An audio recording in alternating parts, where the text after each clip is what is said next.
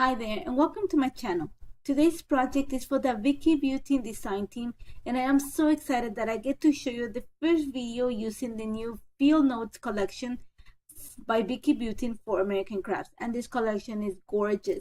If you had the chance to look at Vicki's video, Facebook live video when she released the entire kit, trust me, it was gorgeous. But when you see it in real life, the papers are to die for. The colors, all the embellishments are gorgeous. Not to say that the stencils and the stamps, which are probably my favorite part, are absolutely beautiful and so versatile.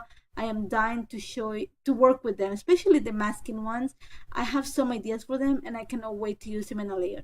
But I've already had created a layer with this collection, but this is actually the first video, and I want to show you that how versatile it is and what inspired me. And what inspired me to create this layer was that little clear sticker and the new watercolor sticker set.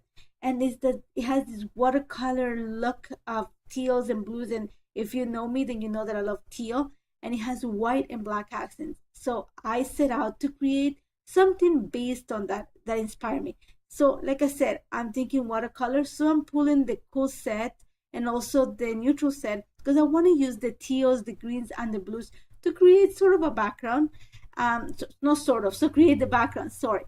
So what I'm doing is I have a Yeso foundation paper, and I'm gonna use pretty much the teal color to start with, and you're gonna see that I used a little bit of the kissing technique, but I didn't like the look of it. It gave me these lines and it was really faint, so my choice was to create it using drips. So all I'm doing is creating some of the watercolors by scribbling some of the crayon on that little piece of acrylic, adding some water to just dilute it, and then just adding droplets to the page and stretching them using my brush. For this, I am using one of Vicki's watercolor round brushes, great soft bristles, and it just helps to create not a defined line, which is what I wanted. I wanted something that looks like colors mingled together with that definition.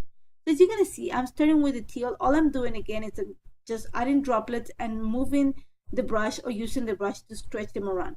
Once I have that done, and what you don't see in the camera because it's time lapse, is I'm letting the paint dry a little bit. And I'm doing this because I want to add the definition of the colors. I want to add depth. I want the colors to mingle without mudding the other one. So for this, you gotta make sure that you let the paint set for a little bit before start the next layer. So once I have the teal done, you're gonna see that I'm playing with a few shades of blue, and I added a few of the colors, but they were not hitting the darkness that I wanted to. So I added a bit of the neutral crayon. It's the navy blue that comes in the neutral set, and they just deepen the color blue. And again, I am following the same technique. I'm just using the brush to add some of the drops of the watercolor, in this case, to the page, and then just gonna use it to move it around. I want it to be very organic. Like I said, you're gonna see there's no lines. I'm just actually making sure that there's no line on the page. I'm just dropping the paint and just moving it a little bit. I want the paint to actually just stay as it lands on the page, and that's pretty much it. You're gonna see that along the way I am moving the page because I want to make sure that the blue is distributed along the page and it mingles with the teal. I don't want it to have this defined. It's gonna look like little blotches, but you're gonna see when I keep adding the colors, it all mingles together and it comes with a nice color. And like I said, I started with the teal because the color that pops the most in the little sticker that you see is gonna be the teal, and then the blue because there's a lot of blue and I wanted to deepen the teal, and then I'm gonna go with the greens. And you're gonna see that I ended up with this really dark shade of teal because I had a lot of green and some blue, and I love it. And I moved it around, and it took a while because it dried in between. So you're gonna see that I'm gonna show you a little bit of how I started, and then I'm gonna jump back when I added some green. And all you see, again, I'm following the same procedure that I did with the other colors, and I'm just adding some green crayon this time just to pop some of the colors that I see in the little sticker. And that's pretty much it. I set it aside to dry. Of course that I added droplets along the way, because if you know me and my style, you know that I'm gonna add a lot of droplets along the way. It just adds to the messiness and to like the organic look of a watercolor, what I think a watercolor should look like out background. And like I said again, I set this aside to dry. One of the things to take from this is make sure you take time. You let it set in between if you want the colors not too muddle, and if you want the deftness of some of the edges, you're gonna see a different shades of blue, different shades of teal, how they mingle together, and I love it. Once that dried, I'm gonna go ahead and bring some of the white. If you're gonna see the sticker, you're gonna showing you right now. It has this large white word that reads Felicity, and my idea, I would love to have added a white title, but I did not have a stencil that had alphas that big. So my choice was to use one of the stencils, and the stencil set is called Ink Drips, I believe, or Ink Spill, sorry. And I love these circles that have different dashes. So to bring the whiteness, I am using some yeso just to run through the stencil to have the impression on the page, and that's going to bring the whiteness that I see in the word. Like I said, I was inspired by that tiny little sticker to create this background. Another thing that pops in the back on the sticker is this black accent. So for this, I am going to use one of the new stamps, and I believe this stamp is called Escape. And all I'm doing is using these little dashes, dots, and some blank ink just to add some details along the page, and that's going to bring the black that I see on the sticker onto my page. And I'm going to set it aside to dry. I want to make sure that it sets completely. So while the background is setting, I took the time to just find some papers that I wanted to use and to layer and back the picture with. First of all, I'm using a yellow piece of paper behind the picture, because if you look at a color wheel, yellow and blue go hand in hand. After that, I love this paper that has all these little journaling spots, and I love this look of this a little page that's been tear, you can say, sorry, from a book. So I took my time to fussy cut each one of the holes, and I'm gonna use it as one of the layers behind the picture. After that, I'm just gonna use some of the B sides of the paper pad. Trust me, you want to get a paper pad, you want to get papers, because the A and the B sides are just as beautiful, and the B sides on this one are gorgeous. So all I'm doing is playing with the colors in the background just to bring them in the layers behind the picture. And once I have that done, you're gonna see that the layout is actually comes together pretty fast. This actually took me, if I'm not mistaken, 40 minutes altogether to put together. It just took some time in between to dry the paint.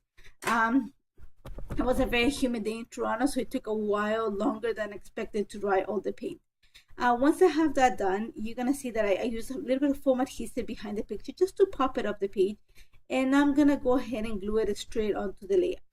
Now my idea here was to this is a picture of my two kids, and I love them, and you know what, now that they're teenagers, they are changing, and it's harder to not control, it's harder to sometimes guess what they're gonna think. It was easier when they were little. So they, to me, I see them as an adventure. Every day I wake up, I don't know what I'm gonna get. If I'm gonna get the happy teenager or the moody teenager.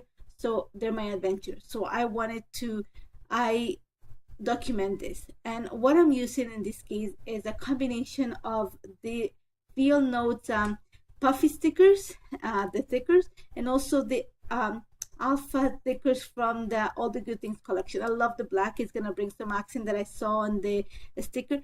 And to have the little I had to cheat a little bit, and I went into my stash and pulled the Paige Evans sticker book to have those little alphas. After that, you're gonna see that I'm gonna use just some of the new watercolor stickers, some of the ephemera from the Field Notes collection, just to add some sentiment and a little bit of interest and cluster on the page. Once I had everything set on the page, I'm gonna go ahead and actually trim around a ½ inch from each side of the cardstock, and I'm gonna glue it to the B side of one of the papers in the paper pad. And this dark, it's like a teal, it's like a royal blue, purplish background, and it looks great behind the picture. It makes all the picture pop, all the background, and I love it. So all I did is cut a frame using my paper cutter, and I'm just gonna glue the background right onto it. Love it. Now, but once I did that, I realized that I needed to bring also another cluster at the bottom of the page. And for this, I am going to take advantage of pretty much all the embellishments. If you have a chance, make sure you get 2 watercolor sticker sets, because the combination of having watercolor and clear stickers is gonna just, you're gonna love them. Trust me, I love them. I am gonna get seconds and thirds because I want to need them in my stash. They're so versatile. I think it's gonna come in handy in so many projects. And as you can see right now, I am using a combination of the puffy stickers. Vicki has added a lot of little dots and hearts, and I'm going to use them as sort of enamel dots in this case around the page. Once I have that all done, you're going to see that I'm going to use also a few of the puffy stickers. Again, Vicki has added a few little hearts, little stars, little dots that you can use as embellishments on the page. Think of them as little enamel dots. That's the way I'm looking at them, and I'm just adding them to create or to bring attention to little clusters on the page. Now you're going to see that also underneath the adventure, I think it needs something, it's lacking something. So first of all, I'm adding a few of the little elements, in this case the little puffy stickers, and I'm going to add one of the watercolor stickers, and I'm going to prep with a little bit of some foam adhesive. I wanted to pop off the layout.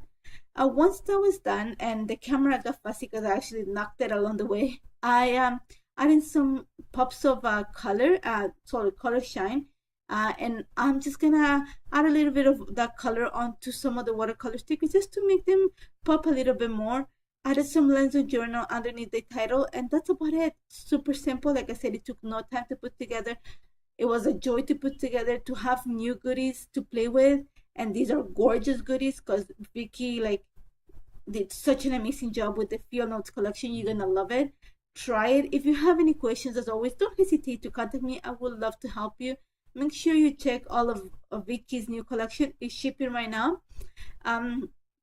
Again, if you have any questions, don't hesitate to contact me. Check out Vicki's stuff. You're gonna love it. If you can get doubles of it, go ahead and do it. Thank you so much for joining me today. Take care.